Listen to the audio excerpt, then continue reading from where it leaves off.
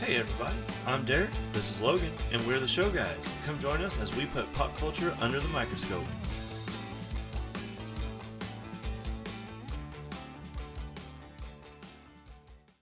Welcome back everybody. We enjoy seeing you here on the Show Guys podcast. Over the past decade, George R.R. Martin's Song of Ice and Fire series has taken the world by storm, thanks in no small part to the HBO series Game of Thrones. Logan wouldn't stop badgering me about this for years about watching it. So I finally decided that this summer I was going to take the plunge and binge the entire series, which I did for 2 weeks. I started on a Friday and ended Friday 2 weeks later. And my God, what a journey. Note to our listeners, for those of you just joining us, it's going to be the TV show, not the books. As much as we love the books, this is going to be strictly about the HBO version of Game of Thrones. And as usual, there will be spoilers. So if you haven't seen Game of Thrones, one, how dare you? And two, watch out because we will spoil stuff. Absolutely, buddy. And like Derek was saying, we're pretty much just going to focus on the TV series for this discussion. But I will say, and this is kind of how we've mapped out how this episode is going to go, we're going to sort of summarize the series.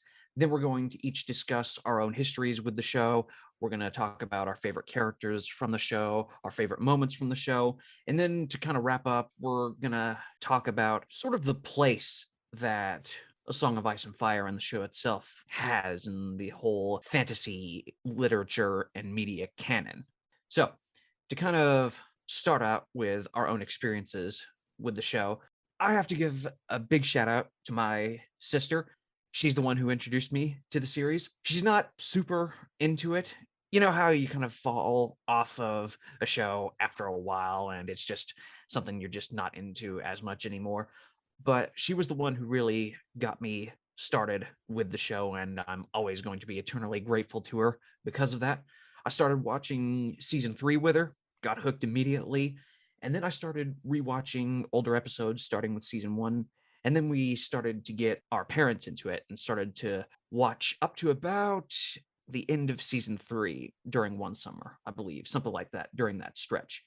And almost immediately it became mine and my dad's show. He's more of a science fiction fan, but he still does enjoy fantasy. And in the early seasons, when a lot of the buildup is starting to happen, you remember how the dragons keep getting hinted at but not actually shown. After the end of every episode, my dad would constantly badger me. Okay, when are the dragons coming? When are the dragons going to show up? So that became his sort of like running commentary before the dragons finally became an established presence. And then when they finally did show up, he was extremely happy to see them. Absolutely. And I remember yeah. sorry, I didn't mean to interrupt. No, you're fine. Go ahead. Play-by-play with you. I was like, all right, I'm ready for it. Right. Continue. No, you're fine. And what's interesting is that my mom, she does enjoy some fantasy stuff as well. And she got quite into the show for a good period afterwards. So, it became when the new season would come out, my dad and I would be, we were ready. We were ready for it. And we would always make sure to not like read any news about any kind of like speculation as far as spoilers or anything like that, because this was a show where you really just wanted to go in with fresh eyes as much as possible. And that was one of the things I always made sure when you were watching it. I always made sure to never reveal anything to you. I always wanted to make sure that you went into each episode with a fresh perspective, probably mad that somebody got killed and not Somebody not wanting to dies. reveal anything. But I just remember when you finally started watching it, I was so excited for you. So I'm going to throw the ball over to you, my friend. What were your experiences like it when you finally were able to sit down and watch it and finally get me to shut up about telling you about it? So please, what were your thoughts and your experiences with this franchise? Oh man, this is very open-ended question. We'll start. Shout out to my dad real quick, because he's the one that said, listen, you have to watch this. And I was like, I know, I'll get to it. Doing the typical like, but I'm one of those people that like when something's so hyped, I kind of push it back. Sure, I absolutely. don't even know why. It's not like I want to be a hipster, like I like this before. It was one of those like Mhm. every episode's an hour. So I'm gonna have to dedicate a lot of time, which I didn't have. Sure. And now being a teacher, I have summers off. And then I remember telling my dad, I was like, this summer I will get it done. And then you came in and you're like, it'll change your life. And I'm like, okay, fine. You know what? I'll drink the Kool-Aid. Because I remember my friends what was it, Saturday or Sunday? It was Sunday Sunday. nights, wasn't it? Sunday evening. Mm-hmm. So every Sunday night, I had no friends because they were off watching Game of Thrones. And I was like, this is ridiculous. It's like a religion.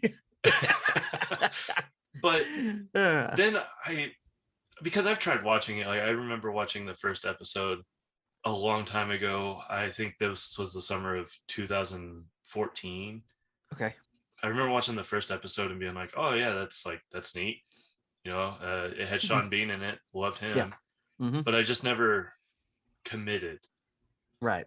Because in case you haven't watched it, it is a bit of a commitment in terms of hours. Yeah. Oh man. Summer of 2021 now? Yes. Summer of 2021.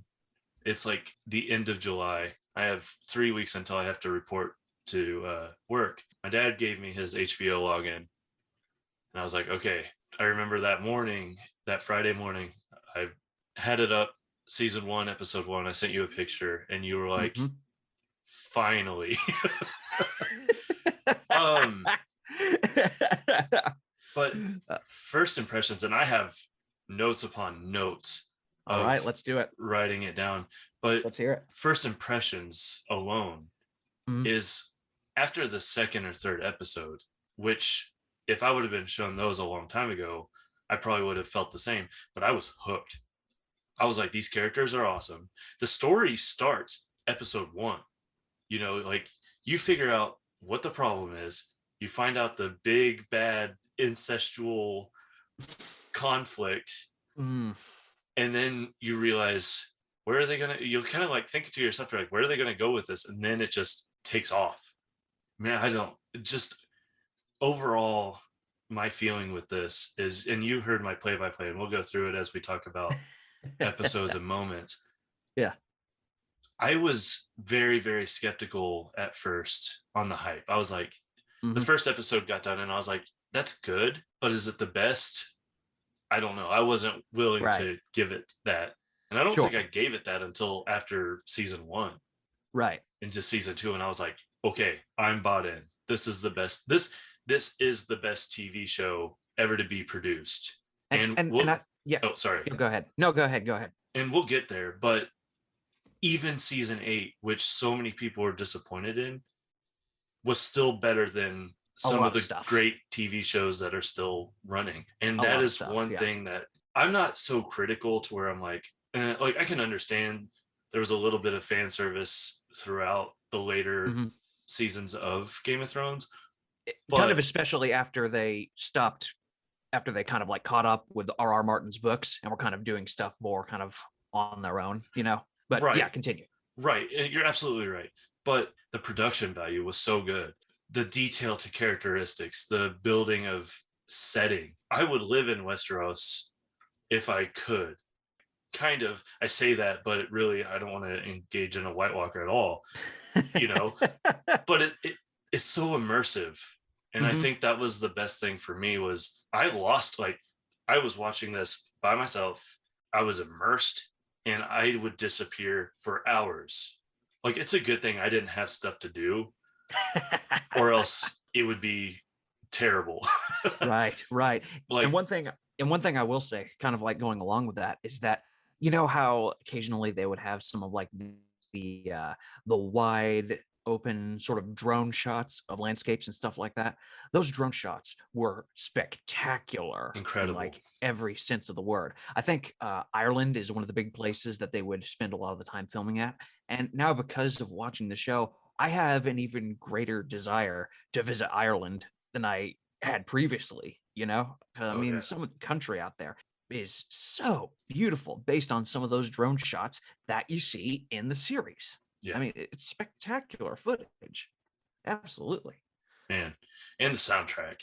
The soundtrack is one of my favorites Oh, because you and I are kind of alike on this. Like, if a mm, movie or a show or something doesn't have the best soundtrack, it takes away from it. You're kind of like, oh, okay. Even no if the question. story is great, but No the question about it. soundtrack of the world of Game of Thrones is phenomenal. One of the Yes, it best is. theme songs that I've ever heard. Ooh, absolutely. The Reigns of Absolutely. Castamere, and we'll get to this, like the importance of that. But the Reigns Right. of Castamere is one of my favorite instrumental songs of all time. It's a beautiful tune. I mean, so much kudos to the music team and composer Ramin Djawadi. I am so sorry if I'm mispronouncing his name, Yeah, but absolutely kudos to the music team of yeah, that series. No question about it. incredible. The Yes, Light indeed. of the Seven, I think, is the song Mhm. name, Yeah. and we'll get to where that appears. It's a 9-minute song, and it is every bit of just emotional drawing music. Mhm. Oh, I love it. I wish I could have it It's great. on repeat It's throughout my great. day. Right. But I would get depressed. But it's I just understand. it's incredible. That's one of my favorite things about the show. One of my favorite videos on YouTube is this massive low brass section playing the theme song, and it's composed almost entirely of trombones, baritones, tubas, just getting this awesome full sound of this version of the theme music. It just sounds terrific. And I play the trombone, so automatically that was one of my very favorite versions. Trombone So gang, yes. trombone gang. I One of my favorite things music wise for Game of Thrones is if you go to Mhm. YouTube and look up 90s version Game of Thrones theme. I think I've sent it to you.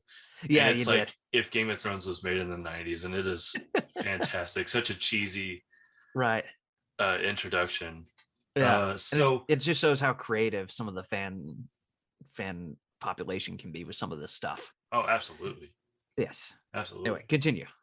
You're leading this because Okay. I'm recently, I spent 2 weeks this summer binging this. So you're the head honcho to this Well, discussion. hey. One thing I'd like to talk about also is, I mean, there's such a wide-ranging cast of characters in the books and in the show, and so many of them become some of your favorites just in fiction in general. So I thought for our next topic, we could discuss some of our personal favorite characters throughout the show and kind of our thoughts on each of them. So what and if I happen to mention a character that is my favorite that is also one of yours, feel more than welcome to jump in with your thoughts as well. But one of the truly obvious ones for me is Tyrion, just right off the bat. Peter Dinklage is an amazing actor, and I looked this up. He won 4 Emmys for playing this role.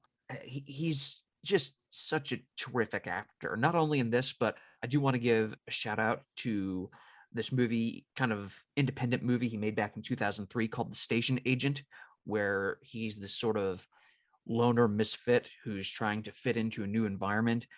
Wonderful, wonderful, wonderful performance in that movie. So it's not necessarily like the show is the first thing that he's done acting wise, but his performance throughout the series, just to see him act, is just a wonder to behold. And watching him contemplate as Tyrion about what to do next and sort of formulating his plans of action, my favorite scenes in the whole show. Yeah, and it's funny you mentioned Peter Dinklage because do you know the first time I saw Peter Dinklage was in the Hmm. movie Elf? Because he's the big corporate Right. no pun intended. He's the big corporate CEO or boss guy that Right, tackles right, right. Will Ferrell's character, Buddy the And, Elf. and I got to tell you, he's probably my favorite part of that movie. Awesome. He's an angry elf and tackles him. He also, I don't know if you knew this. Did you ever play the Destiny games? I played one very briefly. Okay, so before he was replaced for the voice actor of I blanking on the actor's name that voiced Drake from Uncharted. Oh, He, Nolan North. Nolan North, that's right. Before Nolan North took over, Peter Dinklage was actually the voice of the little navigator for the Guardian. Oh, he was, wasn't he? Yeah, Right, right, right, which I wish they right. would have kept. I Yeah. love Nolan North. Don't get me Hmm. wrong, like he's He is a legend. legend voice actor, but Hmm. there's just Peter Dinklage is also legendary, and it Yeah, sucks that they had to replace yeah. him, but it's fine. Hmm. Yeah, but yeah, definitely Tyrion, one of the best characters in the entire series. Another one that I truly am a fan of, Lord Beric Dondarrion. Now, for anybody who doesn't know, he wields a fire sword and he's a follower of one of the gods in the series known as the Lord of Light. And he actually dies and has been revived several times. And one of his more defining character traits is wondering when he's finally going to die for good. And not only does Richard Dormer does a wonderful job of portraying a man who's seen the absolute worst humanity has to offer, but still has to keep going for reasons that aren't entirely clear to him. One of the biggest things I love about Beric is that it really shows one of, I think, the more underrated strengths of the books and the series in general is that Martin and, for the most part, the show's writers are really good at bringing back characters we either kind of forgot about or just didn't think would come back with any kind of importance. So to see Beric leave the canvas for a while, come back, leave for a while, and then come back again, I thought was a really, really cool way of keeping characters around, but also not having them take up screen time when they weren't necessarily needed. Absolutely, I don't have him on my list, but Okay. he was a good one. Right. One thing I will Absolutely. say, Yeah. just to interject a little bit, Sure. Of course. something that overall impression that I had Hmm. was the writers of the show did such a fantastic job making characters at first that you just despise and kind of giving them redeeming qualities at the end. And we'll talk Yes. about that later, but it was phenomenal how I would start the series and I message you and my dad, Hmm. what? Screw this guy. I'd be like, this guy sucks or this person sucks. Yeah. And then all of a sudden at the very end, I'm like, that's awesome. That's Hmm. what they did with them. So Right. continue. Sorry. Absolutely. Oh no, you're fine. I've got two more entries, and then I will hand the reins over to you. Uh, Another one who I know is going to be a mutual favorite of ours, Tormund Giantsbane, one of the best comic characters in the whole series, maybe the best, honestly. He's my all-time favorite character in He's Game of so great. Thrones. He's so great. And I'll let you get to him here in a sec, but just got to give a shout out to Christopher Hivju, the actor. He does such a wonderful job as Tormund. Just so, so, so terrific. But I will leave him for yourself, my friend, and I will get to my final two characters. And that would have to be a tie, sort of a combination of Missandei and Grey Worm. First of all, their loyalty to Daenerys for various reasons. It's so cool to watch. And in my personal opinion, they're the best couple in the entire series. And the chemistry between Nathalie Emmanuel and Jacob Anderson, it's absolutely fantastic, the chemistry between the two of them. And my biggest gripe with season 8, and like we've been talking about, and like we will talk about, it is not perfect. I mean, it is the weakest, quote unquote, weakest season for a few reasons. But my biggest gripe was how Missandei was killed. Oh That God. was bogus. It That was was dumb. bogus, and people are right to be ticked off when and how it happened. Oh, That it's was so dumb. I hated that so much. oh, Yeah. you're not wrong. You were not wrong at all. It is so oh man. Yeah, I remember that. What was great about that relationship was that it was so intimate without the physical intimacy. Yes, very much so. And it was like the minimalistic intimate too. Hmm. Oh, just yeah, man. That was tough. Yes, absolutely. And That plus, was sort of tough. like also overcoming the language barrier, also Mhm. between the two of them at first and everything. But yeah, And the awesome, poet awesome, awesome stuff. and the poetic beauty for that is when all of this ended he goes back and protects her homelands. Mm-hmm. Like him and the Unsullied go back and protect her homelands, which I thought that was just well done. Yes, Well done. absolutely. But anyway, that's my list. I'm going to hand the reins over to you, my friend, for your list. All right. So we'll go. I have these in no particular order but one. No, you're fine. I didn't either, but go for it. Right. So Samuel Tarly, one of my Oh, favorites. mm-hmm. Just his loyalty to John and the capital and all that stuff. Mm-hmm. One of my favorite montages, though, with Sam is when he's cleaning out the bathrooms. Is it the capital or wherever you learn to become The Maester or the whatever. Yeah, maester? like the Yeah. yeah, that building. Yeah. Yeah. And when he's cleaning out the toilets and cleaning everything, and he's just like the gagging and the it gets me. I don't think I've laughed so hard at a scene in such a long time, and that was Right. perfect. But Sam has a lot of good Sam from Lord of the Rings type of quality where you just Yeah. can't help but appreciate this character and just love Mhm. it. Love him. Yes. Absolutely. The next one is Bronn, Tyrion's Oh, servant, yes. or not Mhm. servant. He's not even a servant. He's like a hired hand. Sellsword. Yeah. Yeah, sellsword, mercenary. His interaction with Tyrion and just the fact that he's like, I just want a big freaking castle by the end of it is so good. It's Yeah. so good to Mhm. see how his humor and he's still loyal. That's the thing is he's still loyal, Mhm. but he's the funniest thing is when he's like, I just want a big freaking castle. Is that too much? Right. I think another one of my favorite quotes of him is like, "I'm a sellsword. I sell my sword." It's like if that doesn't sum him up, I don't know what else does. You know? Right. So good. Then we have Arya. I love Oh, Arya, especially after Valor Morghulis oh man. when she becomes an assassin. And we'll get to that when I talk about my favorite moments. There's a moment Right. of hers that there's a couple of them that I Yeah. never had so much satisfaction before in my life that I'm like, yes, Oh yeah. thank you. And then my all-time favorite is Tormund Giantsbane. I've never loved a character so much as I have for him. The first time that I saw him, I'm like, he's awesome.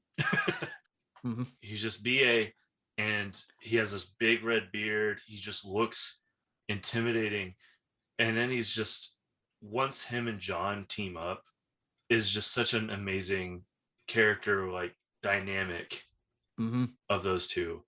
One of my Absolutely. favorite interactions of Tormund is my God, when he first sees Lady Brienne and he's so enamored by her just gargantuanness because she's about the same size as he is. And Yep. he's like, my God, what a woman. You know, he goes back to like Neanderthal times and he's like Yeah. very caveman like. He goes, and then there's that party or that get together in Mhm. the north towards season 7 or 8. I forget Yeah. which one that is. Mhm. And she denies him. Yeah. And he's like sobbing. He's like, she broke my heart, blah, blah, blah. And then he gets accompanied by a couple of women and he's all over it. Just everything about him is just so funny and awesome and just he's just massive and there's nothing to dislike. Mhm. And that's what Mhm. he's my all-time favorite. I have a bunch of favorites, but he is my all-time favorite character in the series. That's very understandable. And I mean, it's so hard to dislike a character when they're the funniest character in the series, just in general, you know? And and again, I gotta go back to Eview and his just wonderful comic timing whenever he has like a comedic scene coming up or anything like that. He just plays it just so beautifully and so well. One So of my every time he's on screen, it's great. Anyway, one of continue. my yeah, sorry. No, you're fine. One of my favorite moments, and I won't go into detail with this, but if you want to look it up, you can, Sure. is remember when they all go and try to find a White Walker to capture? And I've got that on my favorite moment list too. Yeah. his interaction between the Hound, Mhm. the funniest line probably in cinematic history. between those two. And I don't Yes. want to go into detail because it is a little bit explicit. Right. But if you're It is. wanting to It's know, great. it's so funny. He's like, I like it. And Hound's like, I bet you do. It's so good. So Oh good. man. Oh man. And I think that's a good transition to just kind of start going into our favorite moments, because that whole episode of them and the rest of Jon Snow's group going up past the wall to capture the White Walker. I mean, the tension and the action sequences in that episode, the choreography are amazing. Mhm. They're so amazing to watch. That might be one of the episodes that I would readily rewatch just almost any time. And one of the best parts about it is, like you were saying a minute ago, it has some really great quiet moments in between the action set pieces. So that really helps accentuate when something exciting is going to happen. Either the conversation between Tormund and the Hound, them setting off and finding that small party of White Walkers and then capturing the live one. Then the frozen lake, of course, where they get surrounded and the Hound throws those couple of rocks, and for a brief minute we genuinely think all is lost and everyone is going to get killed. I mean, it's just such an exciting, terrific piece of television. It's Man, such a wonderful episode. I remember watching him throw it and I was like, you're an idiot. Because the first couple, you're like, okay, whatever. And then Yeah. he just launches it. And I'm like, it's like the face palm moments that you're just like, you Right. dummy.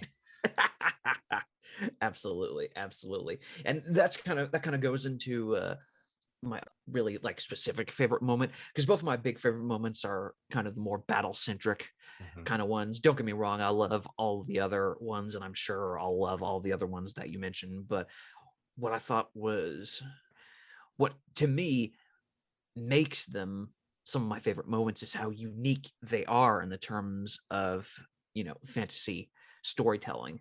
So it's not only Jon Snow's group going to capture the White Walker, but it's also the Battle of the Blackwater.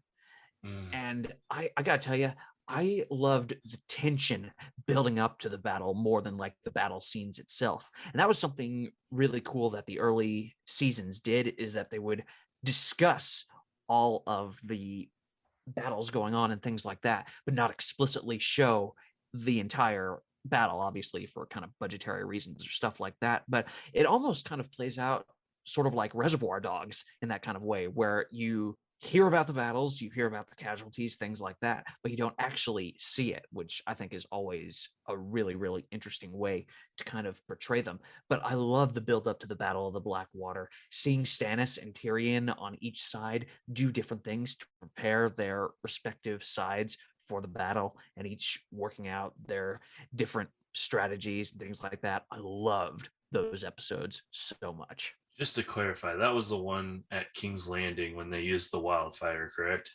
Yes, Okay. when Stannis was trying to invade King's Landing directly and take the Iron Throne like that, and then Okay. gets destroyed. Yeah. Yeah.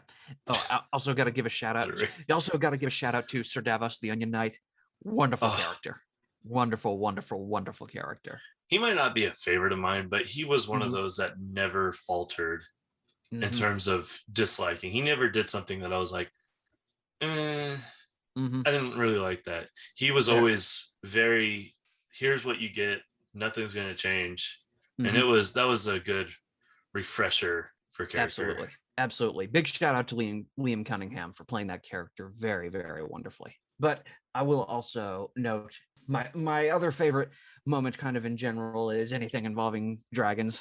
Dragons are pretty much my favorite animal in general. Doesn't matter, real or imaginary. Just love it, seeing them. And my dad loves anytime, seeing them as well. yeah, anytime Khaleesi says Jakaris, you were in. You were like, this is awesome. Yes, absolutely. But Um, that's pretty much my list, my friend. yeah, going back though, Hmm. we talked about our favorite characters. Yeah. I have two characters that I despised probably throughout the entire thing.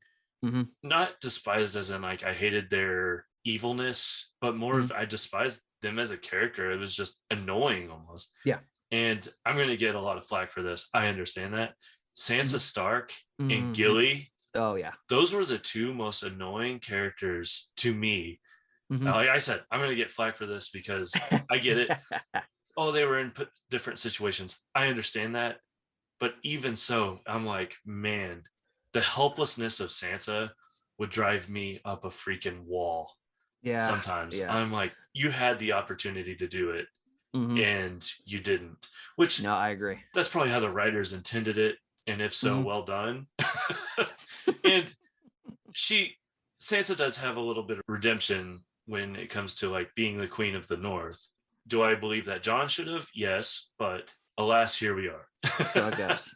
All right, now that you've cleared your system and you have cleansed yourself, I've what are purged that. exactly? Yeah. Please list us some of your favorite moments of the show, Oh if you man. wouldn't mind. So favorite moments and episodes. I have a favorite episode from each season, and we'll get to Yeah, that.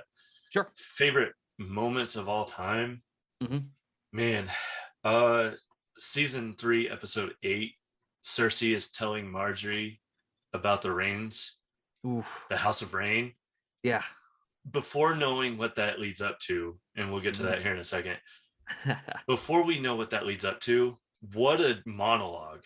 That is an incredible, like, I wish I could show that monologue to some of my kids. Like, this is Mhm. what it's all about.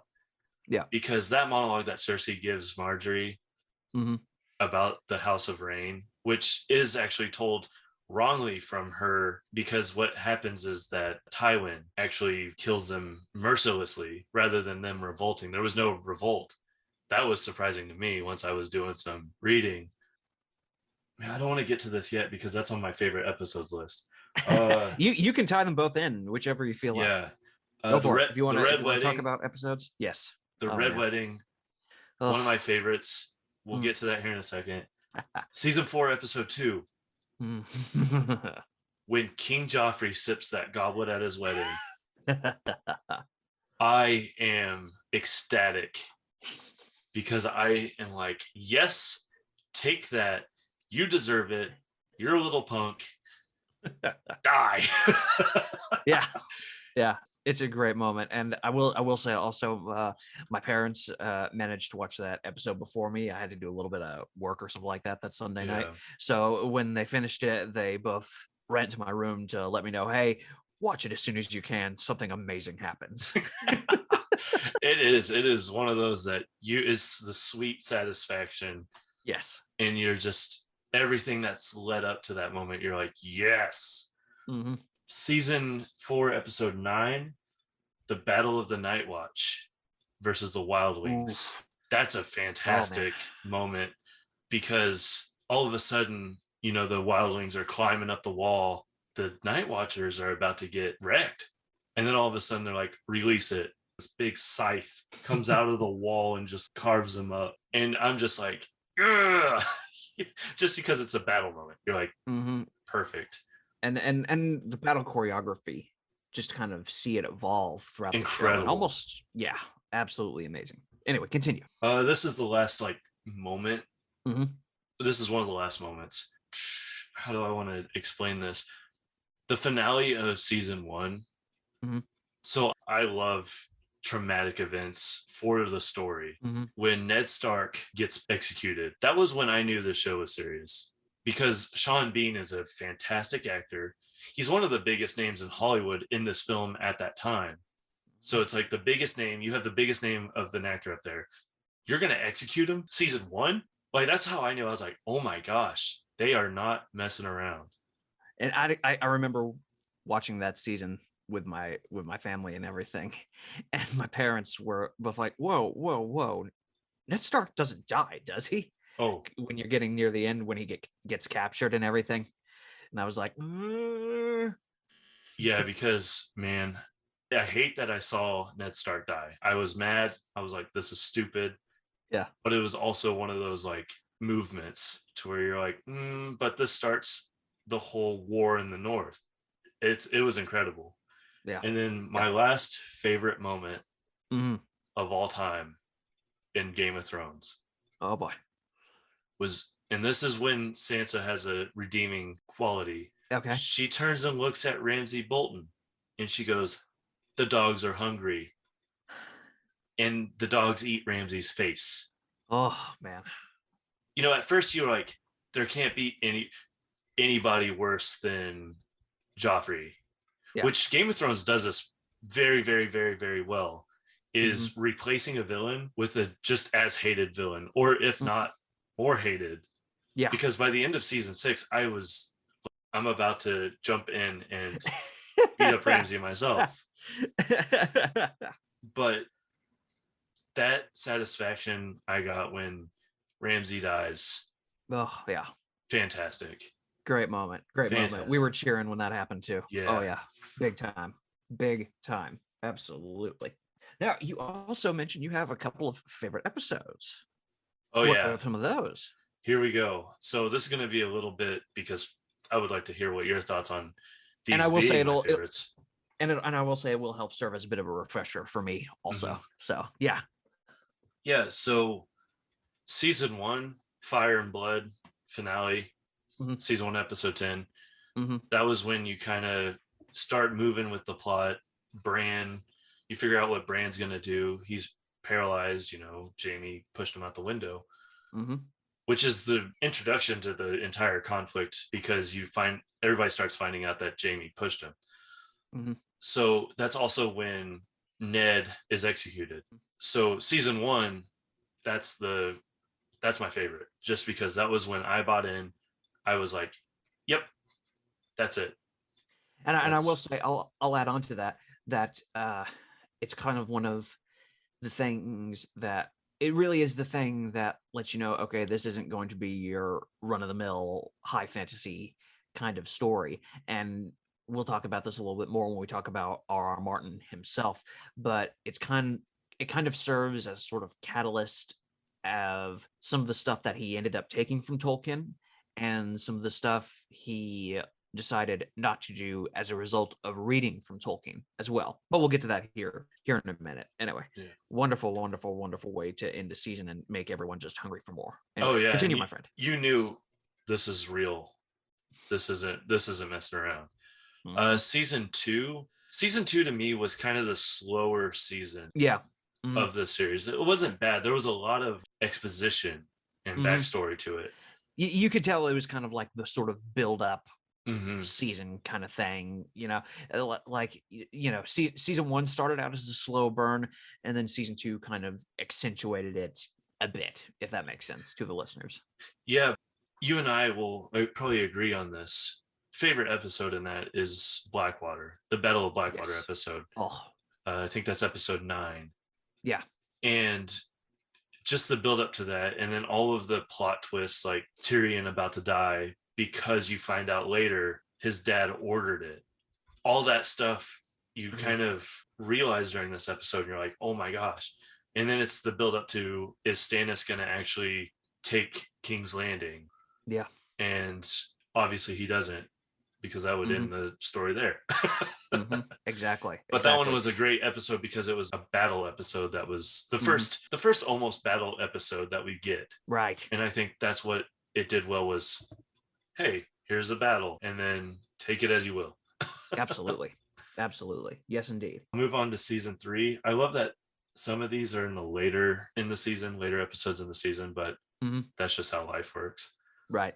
Season 3, and I'm not going to get pushback for this. I think I'm going to get a lot of interesting that is. Yeah. Season 3, episode 9, The Reigns of Castamere. Uh-huh. One of the toughest episodes to watch, because in this episode, and like I said, spoilers are going to happen. In this episode, you find out that Robb Stark marries that His medic. wife. Yeah, his wife. He marries his wife that was a runaway, or not a runaway, like, I forget what she was. She was like a captive or something, or she was a medic to the armies. Yeah. And there's some tension there, and then all of a sudden they fall in love, and then they get married secretly. But then you find out he was promised to marry one of Walder Frey's daughters in an alliance type of situation.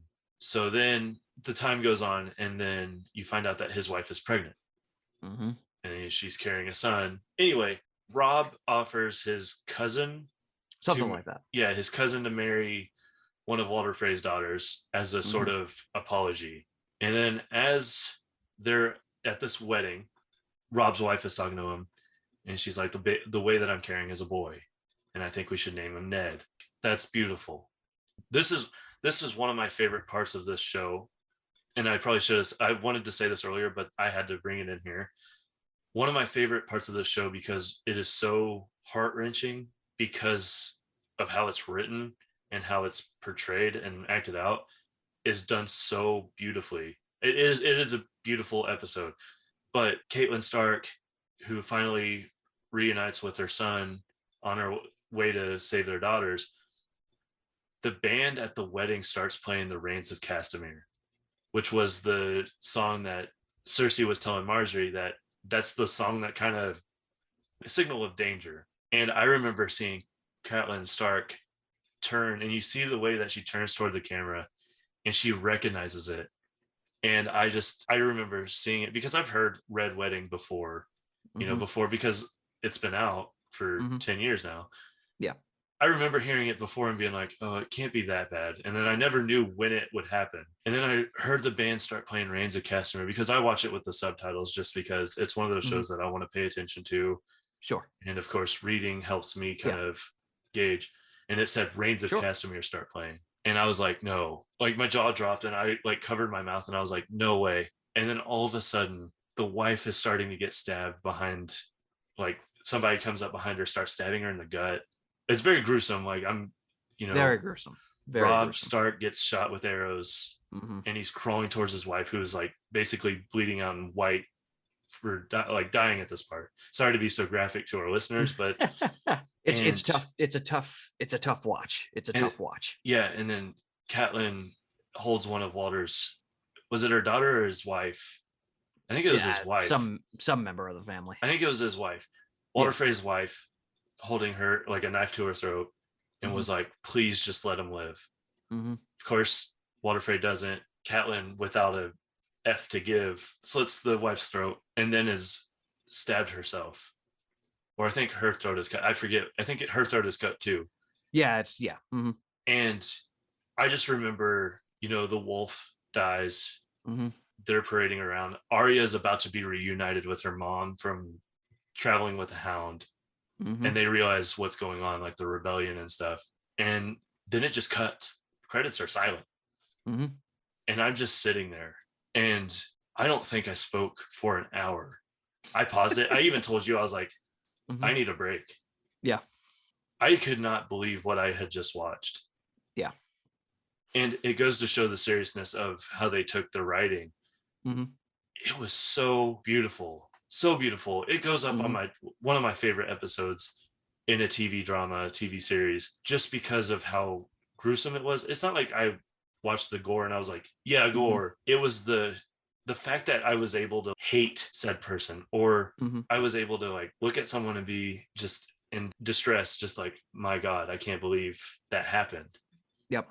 That's how you Mhm. know a show is good, is Yeah. when you feel betrayed and it's not real, but Mhm. you're over there like, my goodness, what did I just watch? Yeah. Yeah. I remember watching it with my family, knowing that it was going to happen, and yeah, even when you know it's going to happen, it's still a rough episode to watch. Man, that was a journey, and it was great. I Mhm. loved every bit of it.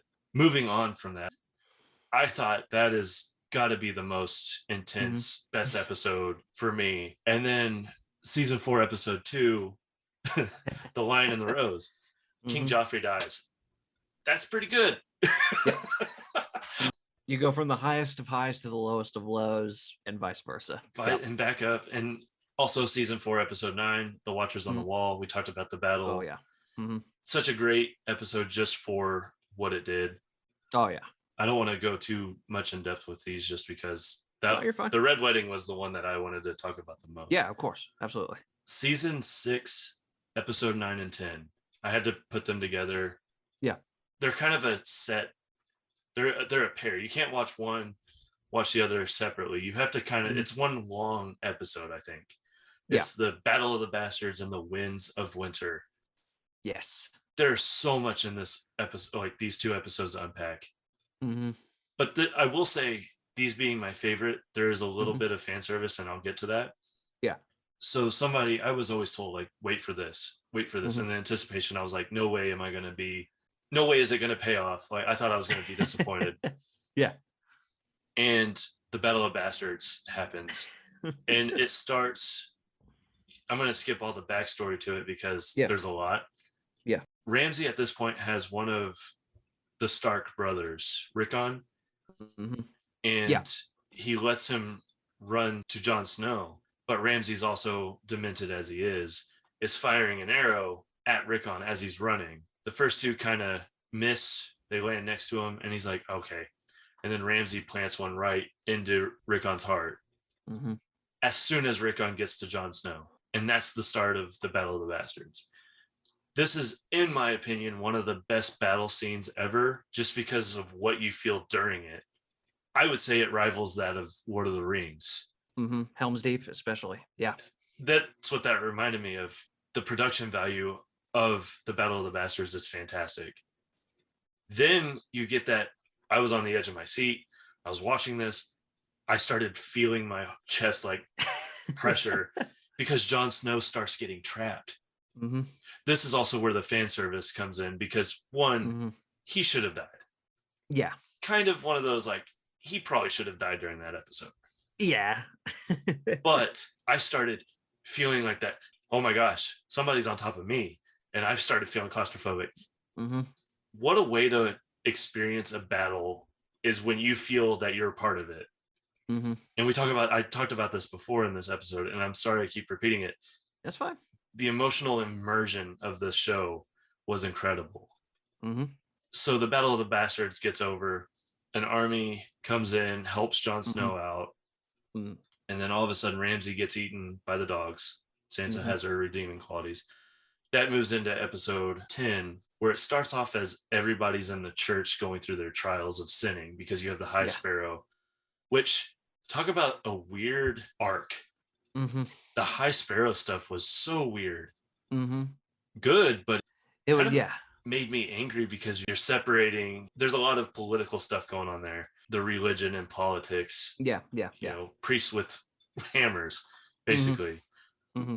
Then you see Marjorie and all of them in the church, and you have the Light of the Seven playing, that song that I was talking about earlier. Yeah. When Marjorie was like, Cersei isn't here, and there's a reason for that. She was trying to plead to the High Sparrow, and he was like, no, she'll atone for her sins. And you're like, Cersei isn't showing up. And then that's kind of like when the cogs in your head are starting to turn. I don't feel good. Then all of a sudden you see the Lannister cousin. You see the cousin go underground, and he's stabbed by the children, the little birds. His last act, if you will, was crawling toward a candle. And then you see what the candle is sitting by: buckets and buckets and gallons of wildfire. And I just remember going, oh my God. And then it blows up. The church goes in millions of pieces. And Marjorie at this point is married to Tommen, the other Lannister boy. And you just see it through a frame of Tommen's window. And you see Tommen kind of looking at it from afar. And I was like, oh, I feel bad because Tommen was really the only normal Lannister of that family as of right now. Yeah. The frame, he walks out of the frame, sets his crown on the table, and I was like, okay, he's probably just going to go away and that we're going to move to the next scene. The frame stayed. You kind of knew we're not done here. You see Tommen yeet himself off the building, like throw himself off the building. I just used the word yeet in my podcast. Ew. Anyway, I just sat there stunned. I could not believe it. I'm so shocked. But that's what starts Cersei taking over, and that's where we get to 7 and 8. And it's such an unexpected moment. Again, in a series full of unexpected moments, that's probably one of the deaths you really expect the least. Yeah. You know, you really do not expect that one coming. And oh man, I remember when we watched it, it was rough. I remember it was a rough moment to watch. I remember texting you and my dad, saying, what? I was like, Tommen just threw himself. Yeah. Why? Why would they Mhm. do that to me? But man, yeah, season Mhm. 6 was probably my all-time favorite. Yeah. Oh man, season 7. I have to give season 7, episode 1 my favorite Mhm. because here's first moment that Arya gains just everything about me respect is when she disguises herself as a servant and serves Mhm. Walder Frey his children Oh as man, a meat pie. that moment, man, is just woof, And then man. she lays down the North Remembers and just messes him up. Yes, I remember watching that going, I am satisfied with this. yes, I love indeed. everything about this. Right. That was one of my favorite gotchas of the Yeah. show. Oh yeah. And then season 8, here's the thing. So I'll Mhm. go into this little tangent first before I finish up my explanation of favorite episodes. Sorry, this is kind of Mhm. taking too All long. right. It's all right. I think season 8 got a bad rap because it took 2 years to come out. I was fortuitous to binge all of it all at once. I didn't have to wait for another episode. If I had to Mhm. wait for another episode, I'd be pissed all the time, Yeah. you know, but I didn't have to wait. So I was Mhm. able to go season 7 straight into season 8. Yeah. I think that helped me out because there was no time to forget things. Yeah. I was able to just watch it all the way through. I Mhm. love season 8. Personally, I Mhm. thought season 8 as a whole was one of the best battle productive Hollywood style Mhm. seasons of a TV show. And that's one thing that I think we need to make sure that the listeners understand is that, you know, seasons 1 through 7 are very much slow burn seasons. Season 8 is very action and battle centric. And I think that's one of the things that a lot of people didn't necessarily enjoy about it. But you know, I will say, and before you keep going, how many times can we say the last season of a series is the quote unquote best of it? You know what I Right. mean? Oh yeah, you're And absolutely right. yeah, and plus, and I'm sure you'll agree with me on this, it's so much more of a journey than the destination kind of show anyway, you know? So if you haven't watched it, you can kind of go into the last season acknowledging that okay, this season may not be the quote unquote best, but it still does have its fair share of entertaining moments. But Yeah. anyway, continue. And I say this to anybody. How do you end the best TV series ever to exist to this date? How I compare it to is Michael Jordan and his career. He was fantastic through the Chicago Bulls era. He goes to the Washington Wizards, doesn't do the best, but he's still deemed one of the, if not the best NBA player of all time. Same with Game of Thrones. Game of Thrones, it's great through the first 7 seasons. How do you retire this journey? The best journey ever to exist in man. My favorite movie was Lord of the Rings. In movie style, it still is probably my favorite movie, but I enjoyed this way more than I enjoyed Lord of the Rings. That's not discrediting Lord of the Rings. Lord of the Rings is still fantastic. That's just how good Game of Thrones is. And favorite episode, of course, is The Long Night, just because it gave me that Helm's Deep style battle. The heroes might not make this, and a lot of them didn't. There's a lot of death in The Long Night, and some that are like, oof, rest in peace, Sir Jorah. Mhm. Absolutely. What a moment. And it's such an amazing episode in general. And I love when episodes have that storytelling element where, it's one thing happening after another in kind of the shorter time Mhm. span. You got a lot happening just kind of in that small window of time. It's just absolutely brilliant. But I love how you again brought up Lord of the Rings and that sort of epic fantasy in general, because I think it leads me to my next point, which is, R.R. Martin has been called the American Tolkien, and I watched several interviews that he conducted before we started recording our episode, and almost all of them, he always says that he's absolutely flattered by the comparison with Tolkien, And he'll always stress that any modern fantasy story always follows in Tolkien's footsteps because it just does. It just does. There's an interview of him when he talks about reading Lord of the Rings for the first time as a youngster and the impact that it had on him. And he actually did end up taking a few different things from Tolkien. When Gandalf gets killed, when Tolkien kills Gandalf, that to him was one of the most defining moments because now, and kind of like what we've been talking about throughout this whole episode, now that this character is gone, the suspense has just been heightened even further. So that, as it turns out, has been a big influence on him killing his own characters in his fiction. And so another thing that he takes away from Tolkien and that he's talked about that he doesn't necessarily like or agree with how Tolkien put it was one of the things that R.R. Martin likes to do is he likes to reflect the difficulty of ruling a kingdom. One of the things he talks about a lot is how Tolkien says near the end, Aragorn ruled wisely and well for a few hundred years, something like that. But R.R. Martin comes up with a couple of different interesting questions for how the rest of the story plays out. What was Aragorn's policy concerning taxes in his kingdom? How did the economy and the class system, how were those two things dealt with? Is there a new middle class trying to assert itself now? What happens to the orcs? We've got thousands of orcs that are still alive after Sauron has been killed.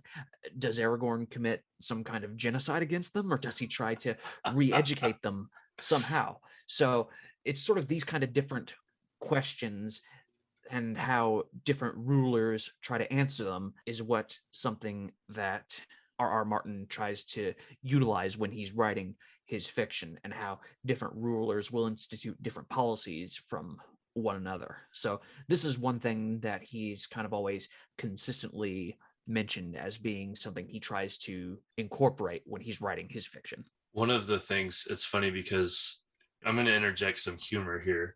Yeah, of course. Just because that's me. Yeah. One of my favorite things that I joke around with Lord of the Rings is in the Two Towers when one Uruk-hai kills the orc, and then all of a sudden he goes, "Looks like meat's back on the menu, boys." That suggests that the orcs know what a menu is. So that suggests that there are restaurants in Middle Earth. I'm not going to go too far into that, but that's right. One of my favorite things that I see on the internet is the whole, oh, orcs know what a menu. So what does a restaurant in Mordor look like? Right. But going on the deaths of characters, it's funny that you mentioned that because I have a list of, so I have my most satisfying deaths, my most WTF deaths, my most gut-wrenching, and my most impactful, and then disappointing. If you would like to hear those. Sure. And it'll be quick. This won't be like my episode breakdown. So we'll start with my most WTF deaths was Tywin. Tywin dying on the throne. The porcelain throne, as we call it, from a crossbow by Tyrion. And then the Red Viper. Yeah. Pedro Pascal's character is amazing. Yes. And if he didn't talk as much, he would have survived. This is probably my most what the heck deaths, just because of how it came to be, was Shireen Baratheon. Oh, yeah. Stannis' daughter that had like the dragon scale on her face, but it was cured. When he was convinced to kill her, I almost thought about turning it off. I was like, nope, I'm done. Yeah. So I'll move on to my most satisfying. Sure. One of my most satisfying ones, not because I was glad to see her go, Lady Olenna, Marjorie's mom. Oh, yeah. The speech that she gave to Jaime before, talking about how she poisoned Joffrey, and just the BA way that she went was awesome. That was a wonderful monologue. Peter Baelish, which is the second moment Arya became my favorite, and Sansa's redeeming qualities. When you find out that he's the one on trial in season 8 and Arya slits his throat, I was so happy. Yes, we were too. Joffrey, King Joffrey, of course. Oh, yeah, absolutely. Ramsay Bolton, Walder Frey, because of the All very, villainous. Yeah. yeah, all very satisfying. One of the satisfying one was Viserys Targaryen. Yes. When Khal Drogo pours the molten gold on his head is so funny, so good. That's a great one. Most gut wrenching, Tommen. I talked about that before. Right. Theon, just because of his redemption and sacrificing himself to the Night King was good. Yeah. Rickon, just because of he was a bystander to a game. Yeah. Robb Stark, of course, that whole Red Wedding, the deaths of that. Yeah. Most gut wrenching is Hodor. I knew it. I knew That was what you were gonna say. That had to be on my list just because I agree. I remember watching it and cried. I was like, no, because it's like a circle of fate. Like he doesn't become Hodor unless he goes back in time to hold the door, and then it like it's just most Rough impactful. Moment. Yeah, most impactful. Ygritte. Yes. Jon Snow and Ygritte have a history. She gets shot with. Oh man, that one was tough. That was first watching it. Jon Snow when he died, the way he died was betrayal, and then when the Red Lady brings him back, I remember like, yes, he can't die. Fan service, of course. Oh yeah. And then he punishes the people who betrayed him. Yes. So good. Yes. Jorah Mormont, just because he had a great story. Yes. Throughout. Loved him. Ned Stark, of course, because that's what solidified the story. And then my last category, disappointed deaths. I was disappointed that these guys died and never came back. Number one, Varys. I personally loved Varys.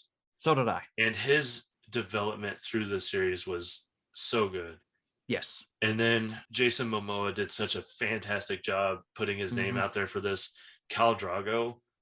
I hated that he died. He was such a great character, and he could have been so much better. I remember when you texted me, I hope he's a main cast member for the whole show, and I was like, oh man, how wrong I was.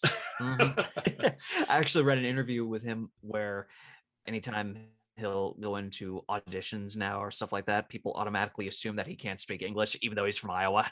Yeah, dude, that was one of the biggest things for me when I saw where he was from. I was like, he's from Iowa? Right? This dude looks like he belongs in like the Pacific Islands or something. Yeah. The dude's massive. Very handsome man. Very handsome. But super, super good dude. Great actor. Terrific actor. Yeah. And that was a disappointment when I saw that. Right. He just died. And I was But that brought us dragons, which we both said you can't not have dragons in this type of show. Right. But those were my deaths. I went on a tangent there, but we were talking about how R.R. Martin kills off characters. Those are the ones that I was like, dang, those are gone. Yeah. And one honorable mention that I was just surprised at, I don't really care that they died or anything. It was more of a surprise, was, what's her name? Ross or Rose? Whatever. Ross, Ross. You see that cutscene. She was working for Peter, and then you see the cutscene of Joffrey. Yeah, Joffrey cleaning his crossbow, and you see it, the arrows. Oh man, that one got me, and I was like, that's what made me hate Joffrey just a little bit more. But exactly, those are the iconic deaths that I had to mention. Yeah, what, and I think one of the best ways that we can kind of end this whole discussion on is saying that it's a great show, it's a great franchise in general, and to any of our listeners who are thinking about diving in to this sort of epic fantasy series, this is a great place to start. But we will warn you, if you are just into the books, R.R. Martin, he has not finished the book series. But if you are interested in looking up something in this genre, there are a ton of authors and book series that have made epic stories like this that either come from the US or the UK that you can find. They may not be as intricate as, say, the stories that R.R. Martin and the show goes through, but they still do have entertaining moments. So just out of curiosity, my friend, do you have a book series, something along those lines, that you would potentially recommend to other people? If you need a moment, I can discuss one of my favorite series. Yeah, I'm gonna Ultimate need a series if moment. you need. That's fine. If you are looking for a slightly different take on the fantasy genre, Stephen King's The Dark Tower series might be my favorite book series ever. Man, It's a wonderful series. I was gonna say that. Have you read it? Okay, well Oh, then we can just gush about it. the Dark Tower series. It's a wonderful series. We almost need a separate episode for that Oh, we because might. I can't. It's a wonderful series. Okay, we will just point out that it's a terrific series. So if you're looking for something that's maybe a little bit of a different take on the epic fantasy genre, check out the Dark Tower series. Yeah. So on that note, I think that's a good note for us to end on. Before we end, just because Yes. there is conflict with this. Okay. I want to know your thoughts before I say mine before we wrap up. Yeah. The ending. We have to talk about the ending. Oh yeah. Because like we said, major spoilers for anybody who hasn't seen it. Yeah. Jon Snow stabs and kills Khaleesi because she becomes power hungry. Yeah. Yeah. And then the dragon comes in, yells at him, melts the Iron Throne, which is also fantastic because it shows that the Iron Throne is like the One Ring, to go back to Tolkien, and that it corrupts whoever is seeking it or has it on the burden. And then the dragon takes Khaleesi and goes away. Right. So what are your thoughts on the ending of this before I mention mine? No, you're fine. I think it was as good of an ending that could have been gotten considering the season that preceded it. You know, I wasn't blown away, but at the same time, I wasn't necessarily, my dad and I weren't necessarily raging against it or anything like that. I'll put it this way, kind of like what we were talking about earlier. My dad and I went into the last season basically saying it's the journey, not the destination kind of thing. So we didn't go in with extremely high expectations.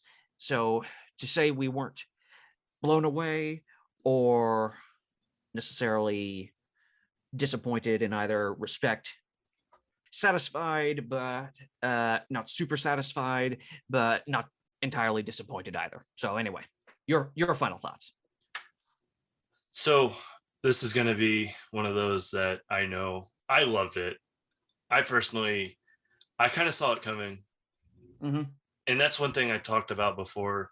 I was fortunate to watch 7, 8 right back to back. And you see the growth of the craziness of Khaleesi throughout. And I kind of saw it coming. I was like, there's no way that she gets away with all of this. Yeah. And when Jon does it, I was like, awesome. That to me, it was the best that it could be to end the series. Yeah. The only thing that I would say is Jon should have ended up as King of the North, like he should.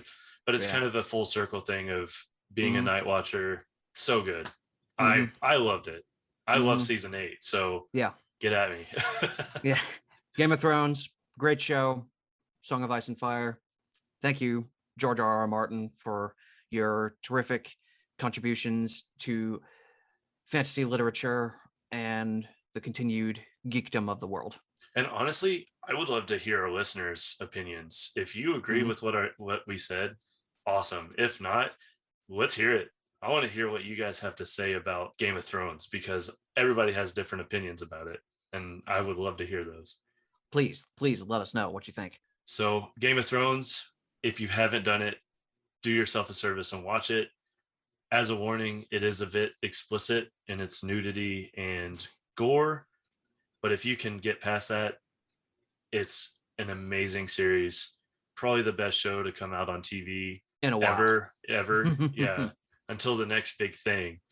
Yeah. But we appreciate you guys for listening in, and we can't wait to hear what you guys have to say. Logan, do you have any final words before we say our salutations? Nope, I'm good. All right, everybody. Well, thank you for listening to the Show Guys podcast, and we look forward to hearing from you next week. Thanks, everybody.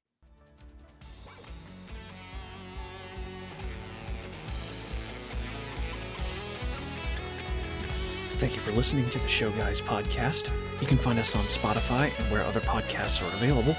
You can also follow us on social media at facebook.com/showguys21 and instagram.com/showguys21. The show's theme music is composed by DJ Mead.